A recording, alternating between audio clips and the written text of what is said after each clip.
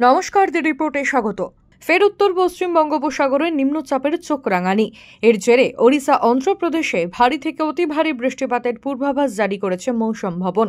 বাংলায় সরাসরি প্রভাব না পড়লেও তবে বৃষ্টি হবে পশ্চিমবঙ্গেও। দক্ষিণবঙ্গের বেশ কিছু জেলায় বিক্ষিপ্তভাবে বৃষ্টি হলেও উত্তরবঙ্গে ভারী থেকে অতি ভারী বৃষ্টির সতর্কতা রয়েছে। আলিপুরদুয়ার, কোচবিহার, দার্জিলিং, কালিম্পং, জলপাইগুড়ি, উত্তর দিনাজপুর জেলাতে কমলা সতর্কতা জারি করা হয়েছে। উল্লেখ্য, ক্যালেন্ডারের পাতা অনুযায়ী চলতি মাস অর্থাৎ সেপ্টেম্বরের 15 তারিখের পর থেকে পশ্চিমবঙ্গ সহ গোটা ভারতবর্ষ থেকে বিদায় নিতে শুরু করে দক্ষিণ পশ্চিম মৌসুমী বায়ু।